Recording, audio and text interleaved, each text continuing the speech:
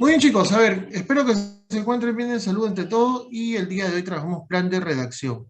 Este tema en lo personal a mí me agrada bastante. ¿Por qué? Porque nos permite, en este caso al alumno en general, nos permite desarrollar el criterio de poder diferenciar las ideas, ordenarlas en función a un tema, ordenarlas de forma coherente y así trabajamos coherencia y cohesión.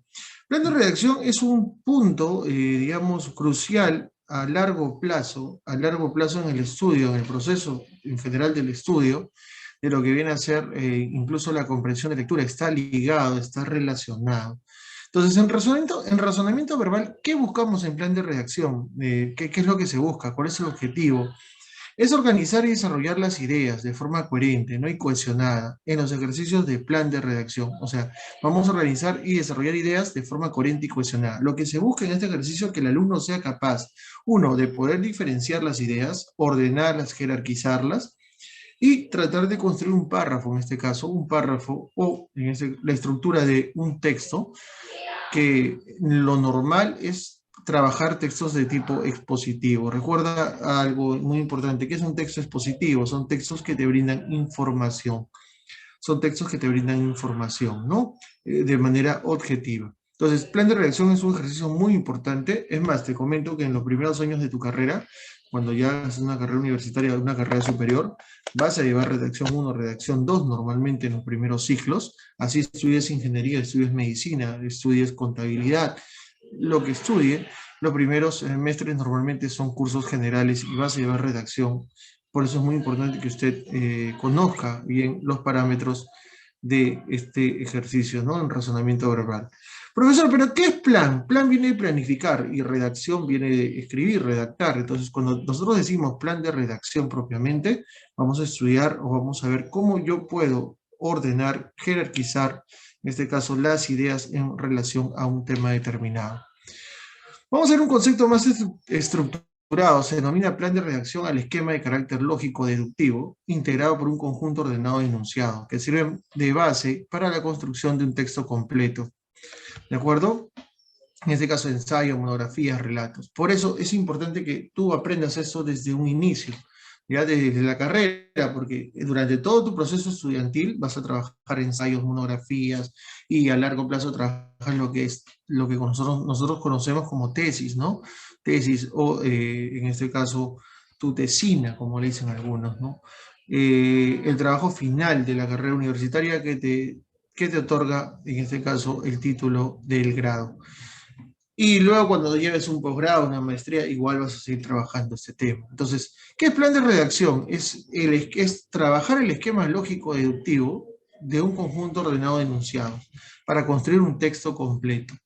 Vamos al ejemplo número uno. Profesor, entonces, plan de redacción con palabras sencillas, ¿qué es? Es organizar las ideas de un texto, ¿no? Ese es el objetivo, poder organizar las ideas de un texto. Antes yo de exponer un tema, por ejemplo, si quiero exponer sobre, no sé, a ver, sobre el cáncer, sobre, no sé, sobre la gripe, quiero exponer sobre la guerra del Pacífico, no lo sé, etcétera. Yo, ¿qué voy a tener que hacer? Tengo que saber por dónde voy a iniciar mi exposición. Entonces, plan de redacción nos ayuda a eso, a organizar las ideas. En el ejemplo número uno dice, supongamos que pretendemos redactar un libro sobre la historia del Perú. Pues bien, lo primero que debemos diseñar es un esquema previo, un esqueleto, basado en una estructura lógica deductiva con los siguientes elementos básicos probables. ¿De acuerdo? Entonces, acá tenemos un esquema, dice, la historia del Perú es muchas veces desconocida por los propios habitantes del país, descubrimiento de lo que hoy constituye nuestro país, la conquista española del Perú, la independencia del Perú y consecuencia de la independencia del Perú. Si te das cuenta, si tú observas la estructura que tenemos acá en este plan de redacción, profesor, ya está ordenado, ¿no? Ya está ordenado aparentemente. Profesor, ¿y qué tipo de esquema está usando en este caso? Mira, de la 3 a la 5, a simple vista, es de carácter cronológico. ¿Por qué? ¿Por qué cronológico? Porque estamos yendo de un suceso que ocurrió en el pasado hacia un suceso, digamos, que se acercaría a nuestro presente. La conquista del Perú fue en una etapa determinada, fue en el siglo XVI, ¿no, profesor? Fue en 1532, siglo XVI, 1500, siglo XVI, no te olvides. Y la independencia del Perú fue en el siglo XIX, 1800 aproximadamente, ¿no? Entonces, siglo XIX. Estamos yendo desde el pasado hacia adelante, ¿no? En esta parte especialmente. Si yo quiero hablar a una persona que no sabe qué es el Perú, no conoce el Perú, no sabe su pasado ni su historia, yo tendría que comenzar explicándole un poco de lo que se va a realizar en este trabajo, que sería la historia del Perú, ¿no? La historia del Perú. Y acá hablaría un poco de su descubrimiento, la conquista, la independencia y las consecuencias de la independencia que nosotros por ser peruanos sabemos que lo conocemos como república. ¿De acuerdo? Entonces todo estructurado un orden acá. ¿Ya?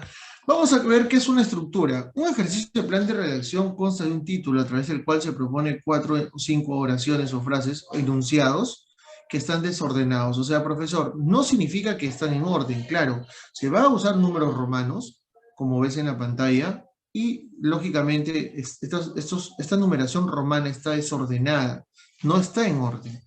Lo que tenemos que hacer nosotros es darle ese orden, darle ese orden. Profesor, ¿y cómo hago esto sencillo? Bueno, primero yo creo que debes tú encontrar el tema, y el tema está ligado normalmente al título. Tú sabes que el tema y el título siempre están relacionados. El tema y el título siempre están relacionados.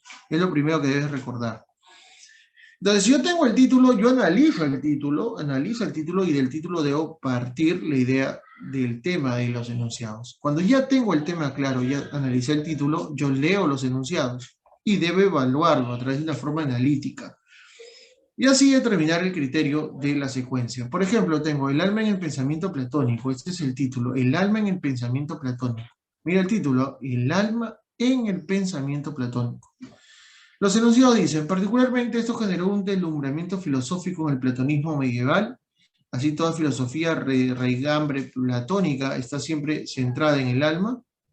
El concepto del alma tiene primacía en el pensamiento platónico. Para este, el conocimiento de su alma implica el encuentro con la felicidad y el acceso a la verdad. Inversamente, toda filosofía centrada en el alma es siempre una filosofía de raigambre platónica. Muy bien. ¿Qué es lo primero que yo debería establecer? ¿Qué hace un alumno normal que se enfrenta a este tipo de ejercicios? ¿Sabes lo que hace? Agarra y dice, no, por ejemplo, yo veo que casi todos comienzan con 2, entonces yo digo, profesor, debo comenzar con 2. Ya condiciona su idea. Yo creo que la 2 no debería comenzar, porque si yo analizo la 2, comienza la 2, así toda filosofía y regambre, así hace referencia a algo anterior. Yo creo que en este caso no tendría sentido comenzar con la 2. Profesor, dice la 3, ya vamos por la 3. El concepto de alma tiene primacía en el pensamiento platónico. ¿Podría ser la 3? Sí, podría ser la 3. Pero profesor, puede ser la 1 también. Acá veo la 1. Ya, vamos a ver la 1. Particularmente esto generó, ¿qué? Particularmente esto generó, ¿qué generó? O sea, yo acá tengo que ver, no hay un antecedente. ¿De acuerdo? No hay un antecedente. Entonces, yo tendría que, repito, analizar los enunciados, los referentes, los conectores, que en este caso particular me están ayudando. Yo creo que de todas maneras debe comenzar con la 3. Entonces sería Ahora, 3-5-2. muy bien, acá ya me da una respuesta. Me dicen que podría ser 3-5-2. Profesor, vamos a partir de ese orden, de la letra E, como me dicen acá su compañero, y también María Esther, Miriam, también me dice que comience con la 3. Muy bien, Jan, muy bien, María Esther, muy bien, Miriam. Vamos a analizar. Partimos de la 3.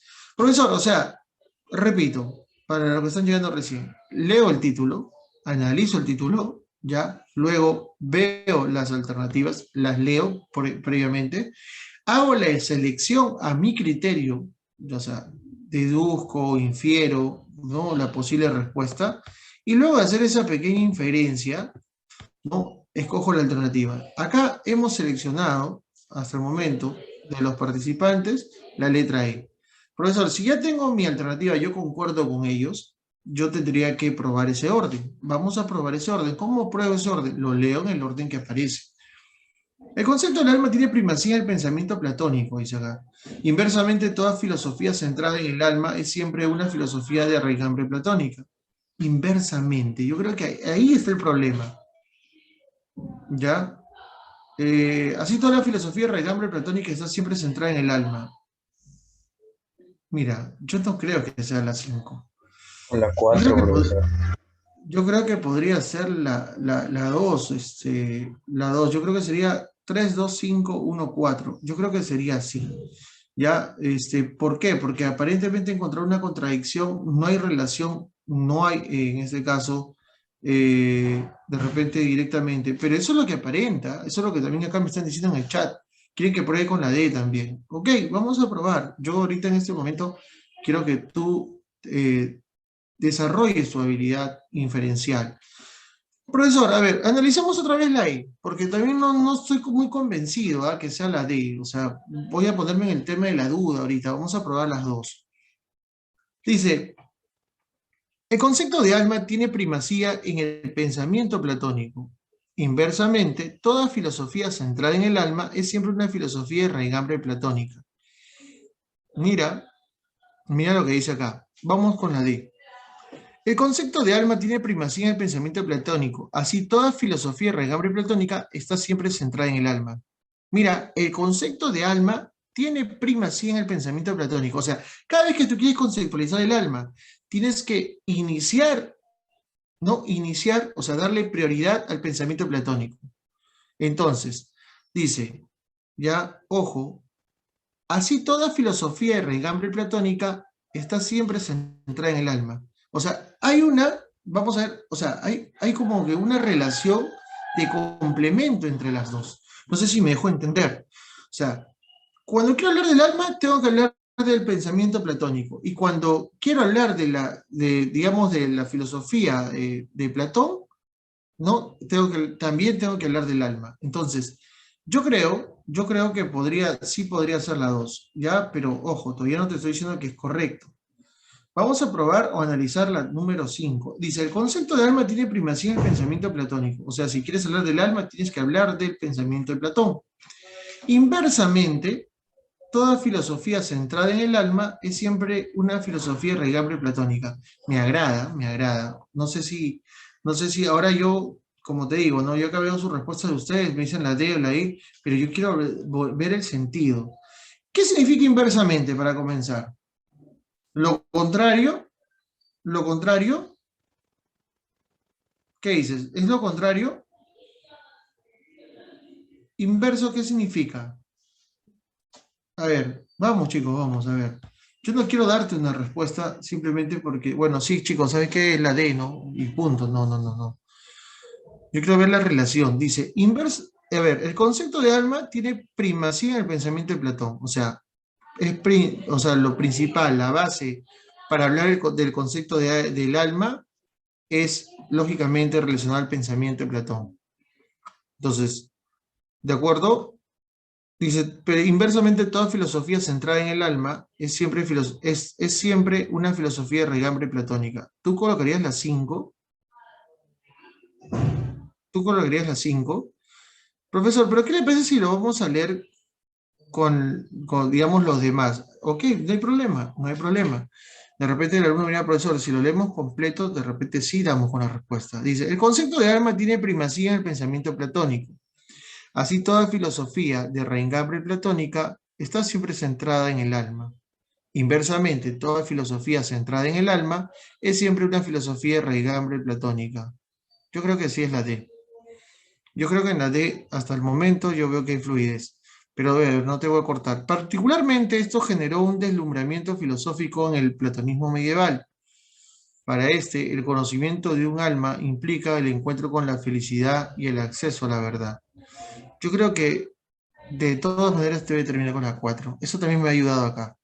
La respuesta correcta acá es la letra D, ¿de acuerdo? Es la letra D. Profesor, ¿y no podría acabar en la 1? No, porque si te das cuenta, si termina en la 1, es como si el texto estaría incompleto, como que se le faltara darle el punto final. Recuerda que un texto expositivo, y acá es otro punto que el alumno debe recordar, tiene tres puntos importantes. ¿Cuáles son estos 3 puntos importantes? ¿Cuáles son estos 3 puntos de un texto expositivo? La introducción, el desarrollo y la conclusión. Un texto positivo tiene esos 3 puntos. ¿De acuerdo? Profesor, es muy parecido al argumentativo, porque acá de repente el alumno ya conoce. El texto argumentativo tiene también una introducción, argumentos y también tiene conclusión. ¿De acuerdo? Lo que cambia, varía, sería el desarrollo del argumento. Esa es la variación, creo yo. Pero siempre un texto expositivo es objetivo, un texto argumentativo busca convencer, argumentar una tesis para que en este caso el lector o el receptor la pueda aceptar. Profesor, entonces conclusión. Bueno, la conclusión creo que la tenemos todos. La respuesta correcta en este caso, sería la letra D, ¿no? La letra D. ¿Ok? Profesor, ¿hay que marcarlo ya? Claro, hay que marcarlo, ¿por qué no? Para que quede visualizado. Profesor, todo este proceso tengo que hacer yo para poder resolver, claro, pero esto se vuelve más rápido con la práctica, chicos. O sea, mientras tú más practiques, ten en cuenta que esto va a ser mucho más sencillo. Pero antes de iniciar la práctica, vamos a ver algunos conceptos generales que nos van a ayudar, ¿no? Nos van a ayudar a entender un poco más. Por ejemplo, el concepto que tenemos acá, esquema general de redacción. Vamos a ver el esquema general de redacción. Es un ordenamiento integral y convencional compuesto por 3 niveles básicos: introducción, desarrollo y conclusión, lo que te estaba diciendo en un texto expositivo, porque la mayoría de estos tipos de ejercicios se basan en textos expositivos. Resulta eficaz como una pauta de orientación básica para resolver estos ejercicios, seguir esta estructura. Además, en el esquema que se emplea en las ciencias para plasmar y difundir el conocimiento. Recuerda que la mayoría de textos científicos tienen este esquema, porque como son científicos, tienen carácter, lógicamente, ¿de qué tipo? Tienen carácter objetivo, ¿no? Son objetivos.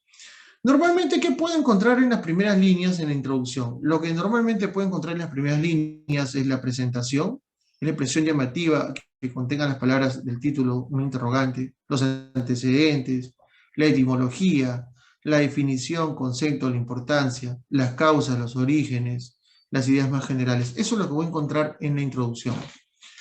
En el desarrollo, ¿qué puede encontrar? Puede encontrar el análisis o la descripción, las características, la clasificación, la explicación del tema y sus diversas formas. Y luego voy a encontrar en la parte final la conclusión: ejemplos, síntesis, recomendaciones, aplicación y proyecciones. O sea, esta es una estructura, profesor, normal de un texto expositivo, de un texto o de un párrafo expositivo, porque nosotros no vamos a trabajar textos, vamos a trabajar párrafos expositivos o estructuras lógicamente de textos expositivos. ¿De acuerdo? Entonces eso es lo que vamos a trabajar nosotros. Ahí está: introducción, desarrollo, conclusión. El cuerpo que te estaba mencionando.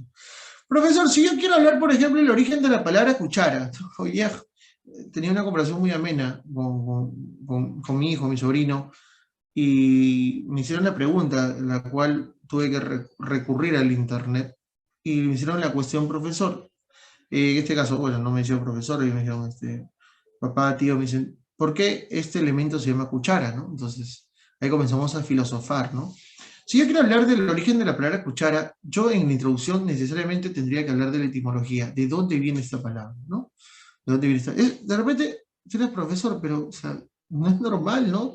Al contrario, recuerda que en la niñez la curiosidad es el elemento básico que deberemos conservar a través de los años, y de repente en la ciencia ese elemento es el que sigue existiendo en los científicos y prevalece para seguir buscando la verdad o el conocimiento.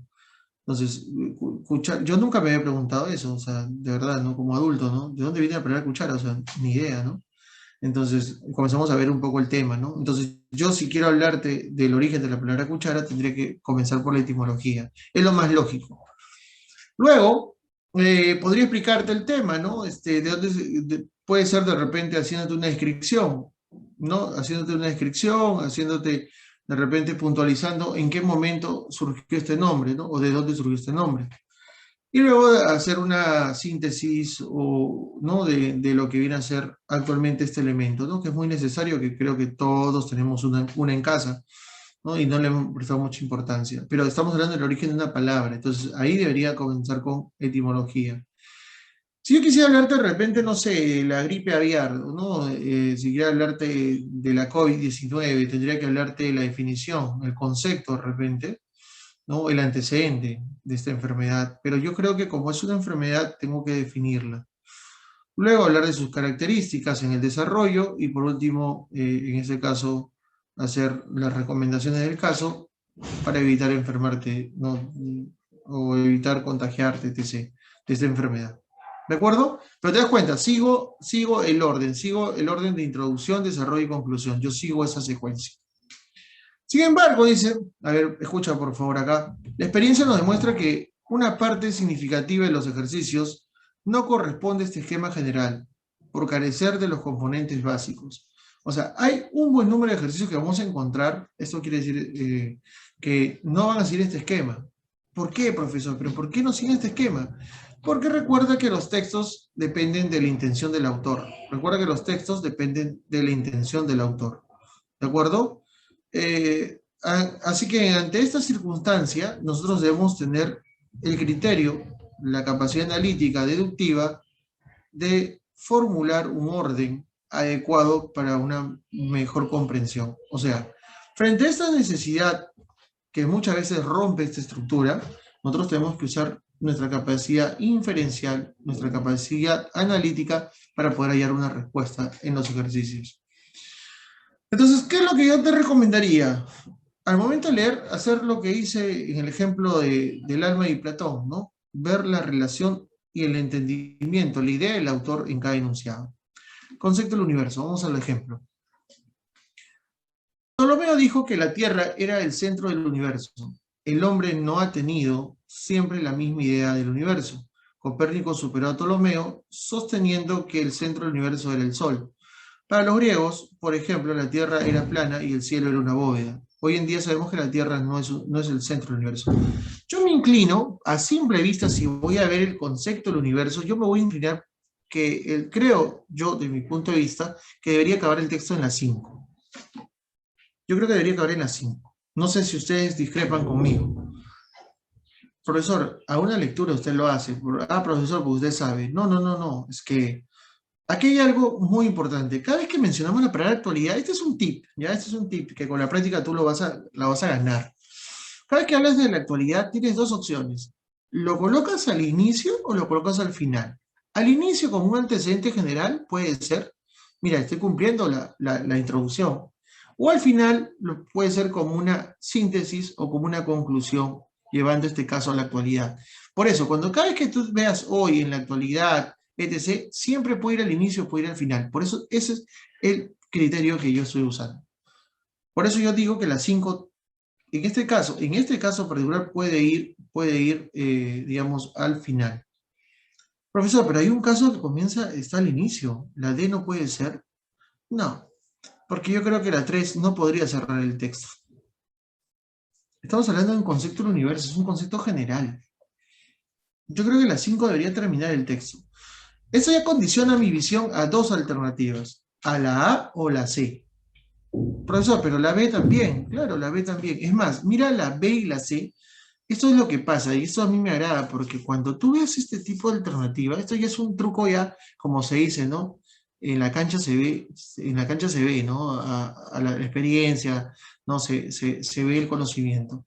Cuando yo veo dos alternativas muy parecidas, ¿qué va a pasar? Puede ser un 90% que una de esas dos es la respuesta. Porque mira la C y la B. La C de casa y la B de bueno. ¿Te das cuenta que solamente cambia el orden la 3 y la 1? Está jugando con el orden. Entonces, ¿qué haría Eso yo marcaría la B? Ok. ¿Qué haría un alumno normal? Entonces, un alumno normal se inclinaría por eso, pero nosotros no somos normales, nosotros somos unidemia. Yo no puedo marcar por las alternativas, yo tengo que analizar. ¿De acuerdo? Yo no quiero que seas un alumno normal, que se va a condicionar por una alternativa, no. Haz lo que de repente Jan está haciendo. Se está inclinando a analizar. Por eso, yo tendría que ver si seguimos el orden de la 2. El concepto del universo, yo creo que sí comienza con la 2. El hombre no ha tenido siempre la misma idea del universo. Yo creo que luego colocaría la 4. ¿Ya? Para los griegos, por ejemplo, la tierra era plana y el cielo era una bóveda. ¿De acuerdo? Yo colocaría la 4. Luego colocaría la 1. Ptolomeo dijo que la tierra era el centro del universo. Y luego diría, Copérnico superó a Ptolomeo sosteniendo que el centro del universo era el Sol. ¿Te das cuenta de la hilación? Hay coherencia, hay cohesión. O sea, se va acomodando como un rompecabezas. Yo creo que te percates eso también. Plan de reacción es como un rompecabezas. Yo no puedo forzar las piezas se encajan, se engranan. Los enunciados son eso. Profesor, entonces usted está que me dice 4, no, es 2, 4, ya, 2, 4, ok, 2, 4, 1, 2, 4, 1, 3, 5. Profesor, entonces entre la C y la B estaba. Sí, pero te he dicho, hay que analizarlo. Yo no puedo decir, profesor, es una de las dos. No, no, yo hay que analizarlo. Yo debo analizarlo. Eso es lo que tienes que tener bien claro. El hombre no ha tenido siempre la misma idea del universo. Vamos a volver a repetir. Para los griegos, por ejemplo, la Tierra era plana y el cielo era una bóveda. Ptolomeo dijo que la Tierra era el centro del universo. Copérnico superó a Ptolomeo sosteniendo que el centro del universo era el Sol. Hoy en día sabemos que la Tierra no es el centro del universo. La respuesta es la letra B. Yo ya estoy totalmente seguro por el análisis y yo marcaría la letra B. ¿De acuerdo? La letra B. ¿Ok? La letra B. Muy bien. A ver. Muy bien. Isaac Newton. A ver, cuando yo tengo el título, en este caso, el nombre de una persona, tengo dos opciones. Y eso también, como te digo, eso también es experiencia, es práctica. Tengo dos posibilidades. Puedo comenzar con el natalicio, que es la fecha de nacimiento, ¿ya? Que puede ser una probabilidad en este caso. Y la otra sería, ¿qué cosa? Puedo comenzar con un antecedente muy general o muy importante. Por eso te digo, acá yo podría comenzar con la 5, ya con la 5, y luego agarrar la 3, y esto ya me condiciona a la letra A. O la 5 la dejo al final como conclusión. Esto me condiciona a la letra E. Profesor, o sea, usted me dice acá que lo más probable es la A o la E. Es lo más probable. Algo también que me gusta en este tipo de ejercicio es la secuencia de fechas. Es algo que me va a ayudar bastante. Por ejemplo, a simple vista la número 6 está antes que la 4. A simple vista, la número 6 está antes que la 4. ¿Por qué, profesor? Por las fechas. Por las fechas. En la 6 dice 64 y en la 5 dice 65. No, en la 4 dice 65. Profesor, usted ni siquiera lo está leyendo. No, me estoy guiando las fechas. Pero de hecho que antes de, ¿no? Antes de 64 a 65 debería ubicar 61 y en este caso ubicar de repente 1727.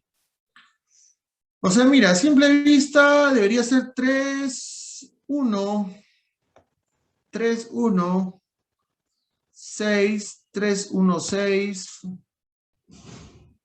4, 3, 1, 6, 4 y terminar en 2 porque es la muerte. Es la A, ya, a simple vista. Profesor, ¿pero por qué? ¿Qué te parece si lo vamos a leer? ¿Qué te parece si procedemos a leer? ¿Qué te parece? ¿Ya? A ver. Comenzamos con la 5.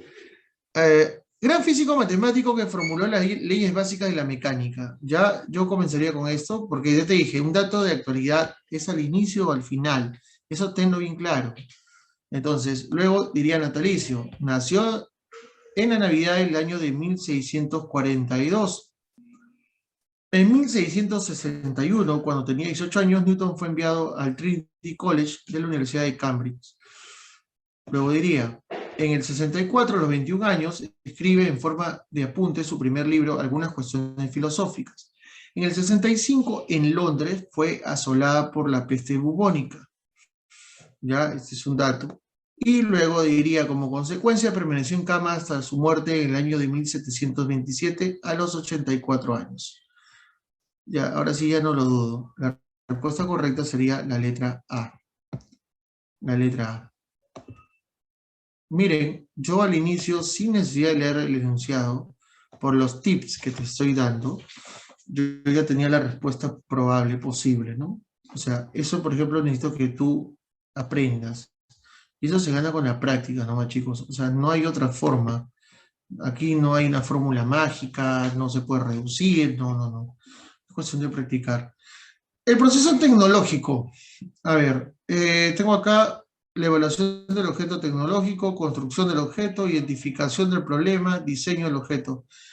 Yo creo que debería comenzar con la 3. ¿Por qué, profesor? Porque si yo quiero hablar sobre un proceso tecnológico o la implementación de un proceso tecnológico, O si yo me pongo a pensar, ¿no? O sea, y deduzco, para que exista un proceso tecnológico tiene que haber habido una necesidad, y la necesidad, ¿qué hacen? Pues lógicamente responden a problemas.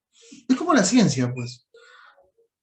Apareció la enfermedad de la COVID, ¿qué hizo la ciencia? Automáticamente toda la ciencia dejó de hacer lo que estaba haciendo y comenzó a buscar la cura, que hasta ahora todavía es una incertidumbre, ¿no? Se ha adelantado mucho con la vacuna, pero todavía es incierto. No hay un fármaco específicamente que ataque, ¿no? Y, digamos, nos vuelva inmunes realmente a esta enfermedad. Incluso las vacunas tienen cierta probabilidad, pero también falla, de error. ¿Por qué? Porque una vacuna, para que esté bien desarrollada, debe pasar años, ¿de acuerdo? Años, años. Entonces, estas vacunas han sido como, no han sido la solución, pero han sido el amortiguador al problema, ¿no? O sea, de cierta forma un escudo temporal a esta enfermedad que está azotando al mundo, ¿no? Pero bueno, ya. En este caso, yo comenzaría con identificación del problema tecnológico, luego yo me iría por el diseño del objeto, la construcción del objeto y por último la evaluación. Yo tengo la respuesta.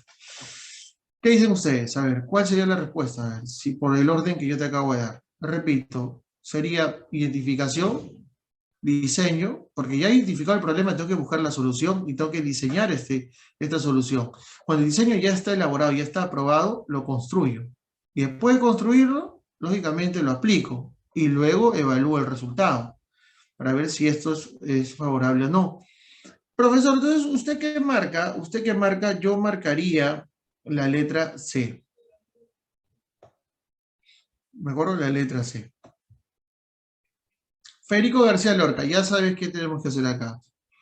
¿Comenzamos por algo muy general o comenzamos por su natalicio? Yo creo que hay que ver, en este caso si nos da esos detalles. Vamos a ver un poco más sobre él, porque no siempre va a ser el mismo criterio. En su poesía destaca el simbolismo y la metáfora. El teatro de Lorca es variado y de gran valor artístico. Figura fundamental de la generación del 27, nació en Granada el año 1898. Se deben exponer en relieve las tragedias. Su arte se expresa tanto en la poesía como en la obra dramática. Mira, yo me tiento a comenzar con la 3 y luego tengo que ir por la 5 y luego me voy hacia la poesía, ya que en la 5 se divide en dos, poesía y teatro. Ya 3, 5, 2. Luego podría colocar la 2, ¿ah? No, perdón, pero es 3, 5, 1, luego colocaría la 2 y terminaría con la 4. ¿Por qué, profesor? Porque en la 3 es lo general y su fecha de nacimiento. Bueno, chicos, antes que se nos corte la clase, quédate analizando la 4. Yo ya tengo la posibilidad de decir que es la letra B, pero hay que analizarla, y en eso va a quedar en este momento nuestra sesión, porque vamos al pequeño descanso y regresamos al segundo bloque.